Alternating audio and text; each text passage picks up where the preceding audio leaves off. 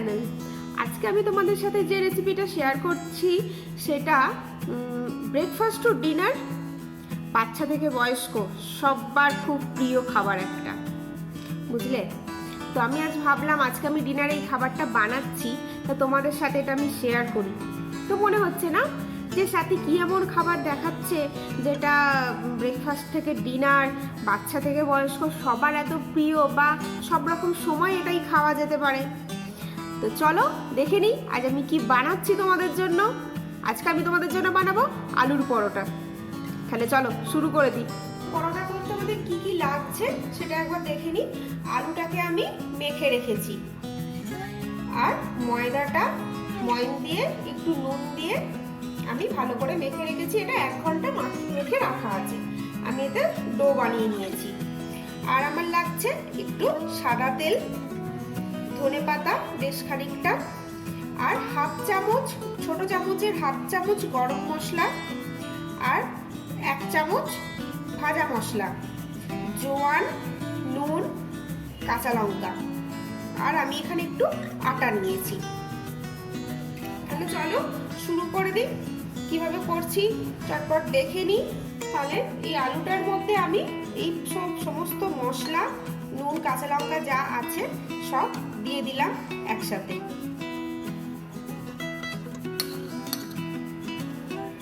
এবার আমি ধনেপাতাটাও দিয়ে দিলাম।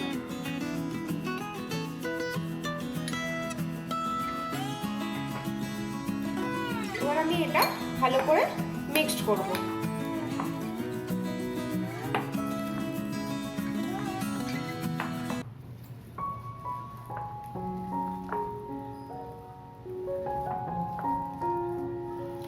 আর আমি প্যানেতে সরষের তেল গরম করতে দিয়েছি। এইটা একটু আমি কষে নেব, তাহলে টেস্টটা আরো ভালো হবে।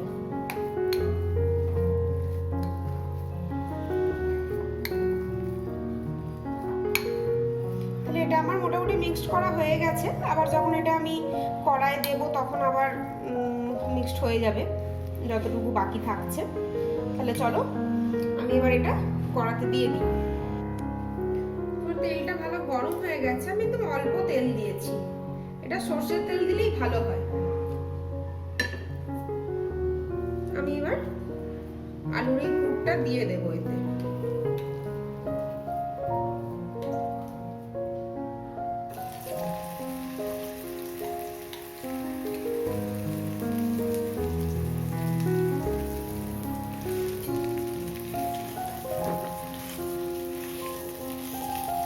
এইভাবে আলুটাকে চেপে চেপে মিক্সড করতে থাকবে। তাহলে যদি আলুর কোনো খিঁচ থেকে থাকে তাহলে সেটাও মিশে যাবে, মাখাটাও হয়ে যাবে ঠিক করে। প্রথমে গ্যাসটা আমি একটু কমিয়েই রেখেছি, একটু পরে আমি বাড়িয়ে দেব।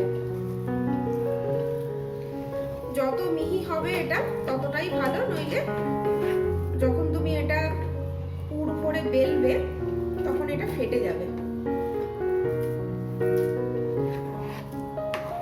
মিহি হলে ফাটবে না।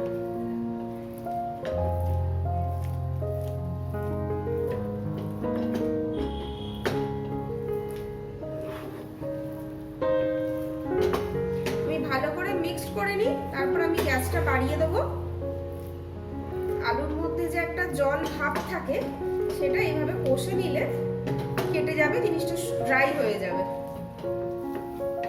আমি গ্যাসের ফ্লেমটা বাড়িয়ে দিয়েছি।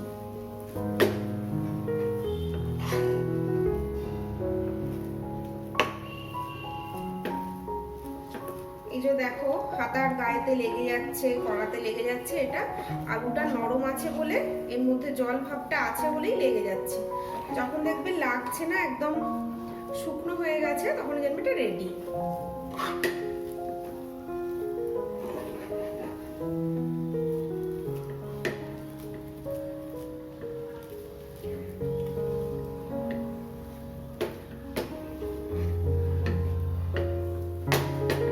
তো এটা হয়ে গেলে অবশ্যই ভালো করে ঠান্ডা করবে, তারপরে পুর ভরার জন্য এটা রেডি হবে।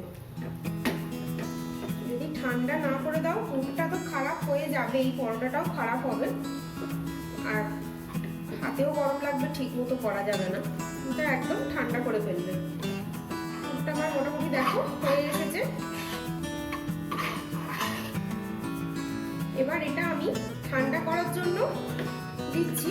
এটা যতক্ষণ না ঠান্ডা হয় ততক্ষণ এটাকে পুর ভরবে না তোমরা পরোটার মধ্যে, তাহলে পরোটাটা নষ্ট হয়ে যাবে, বারবার আমি বলছি। তাহলে এটা আমি ঠান্ডা করতে দিই, ঠান্ডা হয়ে গেলে আমি এটা পরোটার মধ্যে পুর ভরবো। একদম ঠান্ডা হয়ে গেছে, আমি এবার পুরগুলো ভরে নেব। এইটাকে এইরকম ভাবে একটু জায়গা করে নিচ্ছি, নিয়ে আমি একটু আটার অল্প গুঁড়ো এটায় মাখিয়ে নেব, তাহলে এটা খুব সুন্দরভাবে ফুলবে। এবার আমি আলুর পুরটা এতে দিচ্ছি। আর পরোটাতে তো জানোই, যে পরোটায় পুর দেওয়া হয়, যাই পুর দাও যত বেশি দেবে তত বেশি টেস্ট হবে। তো আমি এইভাবেই পরোটাগুলো পুরগুলোকে ভরে নিচ্ছি।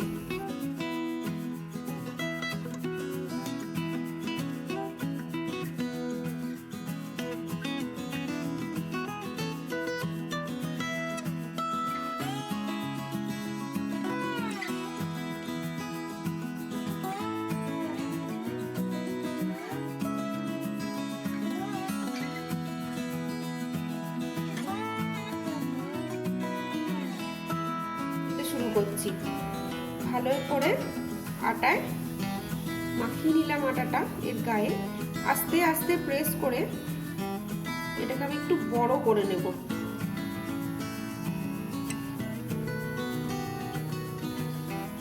কেউ জোরে প্রেস করবে না, তাহলে ফেটে যাবে।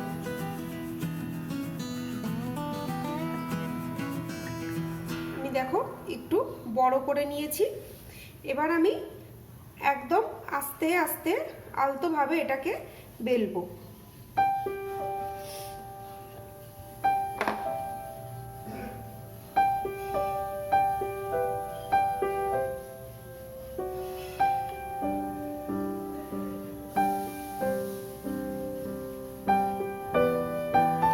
জোরে বেললে এটা ফেটে যাবে, ফেটে গেলে দেখতে ভালো লাগে না, তাই না বলো? প্রত্যেকটা জিনিস পারফেক্ট হলে সেটা খেতেও ভালো লাগে, দেখতেও ভালো লাগে। তো দেখো এটা আমার বেলা হয়ে গেছে, আর আলুর পরোটা একটু মোটাই হয়, তো এটা মোটা হয়েছে এবং কোথাও এটা ফাটেনি, সব থেকে বড় কথা একদম মাঝখান ধার এটা কোনো জায়গা ফাটেনি। এইভাবে আঠার গুঁড়োগুলো এরকম ভাবে ঝেড়ে ঝেড়ে ফেলে দেবে।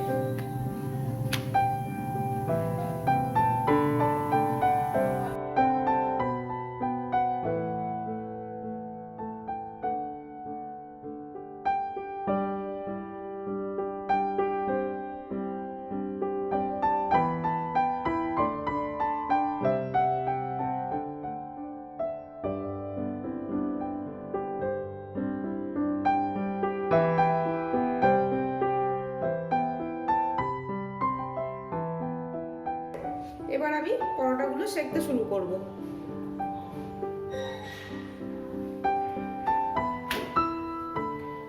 পরোটা যত ভালো করে সেঁকবে তত কম তেল লাগবে, তেল দিয়ে ভাজো তেল কম লাগবে, যদি ঘি দিয়ে ভাজো ঘিটাও কম লাগবে, যেটা ইউজ করবে সেটাই কম লাগবে, আর খেতে ভালো হবে অবশ্যই।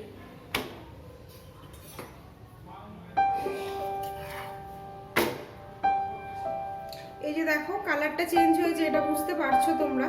এটা সাদা আছে, এটা একটু কালচে ভাব এসছে, মানে এটা সেঁকা হয়েছে। গ্যাসটা মিডিয়ামে রাখবে।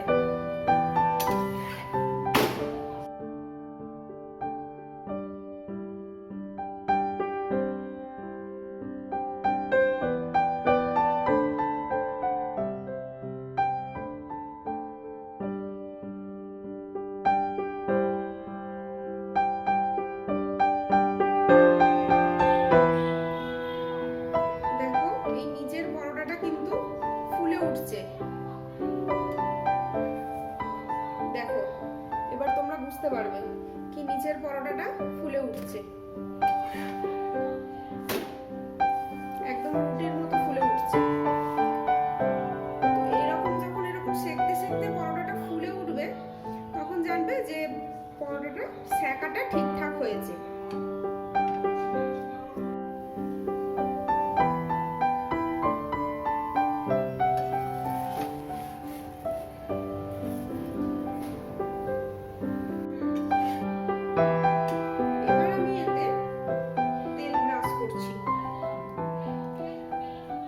আমি এতে তেলটা ব্রাশ করে দিচ্ছি।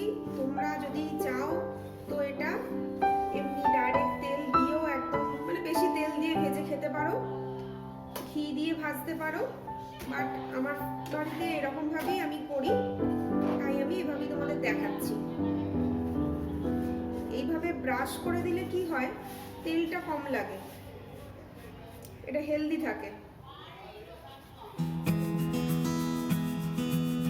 এরকমভাবে আমি দুটো পরোটার এক পিঠে তেলটা মাখাবো, তাতেই আমার হয়ে যাবে।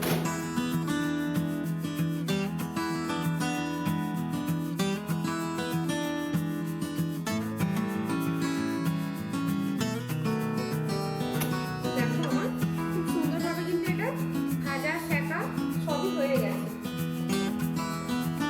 আমি এবার এটাকে তুলে নিচ্ছি।